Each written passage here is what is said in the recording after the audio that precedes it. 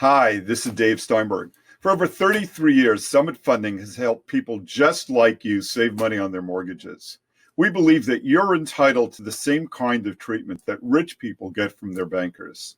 So we make it easy for you to get a mortgage. We provide access to sophisticated financial tools and analyses, and we treat you like a real person.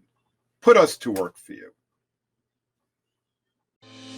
The young people impacted by DACA and the DREAM Act are often referred to as dreamers. And on January 20th of 2021, their dreams were opened to owning a home. That's right. DACA status recipients are now eligible for FHA mortgage loans. The U.S. Department of Housing and Urban Development, or HUD, announced on January 20th of 2021 that effective January 19th, 2021, all individuals who are classified under the Deferred Action for Childhood Arrivals Program, or DACA, with the U.S. Citizenship and Immigration Services, or the USCIS, and are legally permitted to work in the United States are now eligible to apply for FHA mortgages. This exciting change is based on HUD waiving the provision in their HUD Handbook 4000.1 that states that non-U.S. citizens without lawful residency in the U.S. are not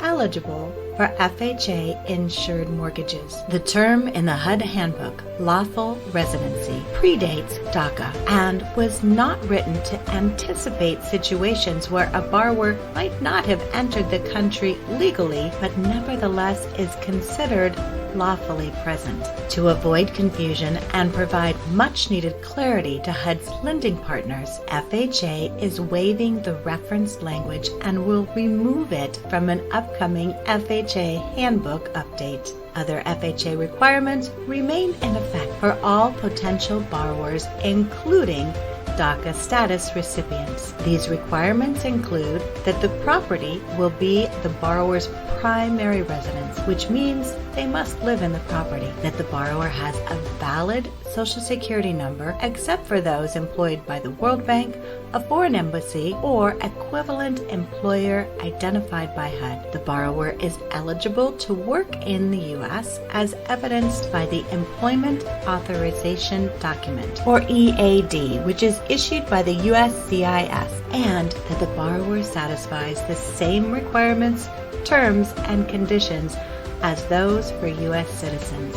This means that lenders will now be able to accept status C-33, commonly referred to as a DACA or Deferred Action for Childhood Arrivals. It's important to remember a few reminders about the C-33 EAD. First, a C-33 status was created in 2012 and issued from June of 2012 to January of 2018 to certain C-33 status applicants who came to the U.S. as children and met specific guidelines. Renewals have been processed since 2018, but new applicants were not being accepted. Effective January 4th of 2021, new applications are being accepted again.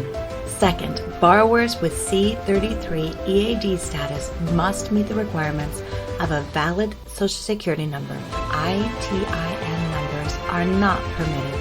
Third, a valid EAD card indicating current C-33 status is required. And finally, borrowers must meet all other requirements, terms, and conditions as those required for U.S. citizens. While the waiver does not have a termination date, it is expected the Biden administration will make the policy permanent at some point in the future. Remember to check with your lender to find out if there are any other requirements. Dreamers, find out how you can add owning a home to your dreams.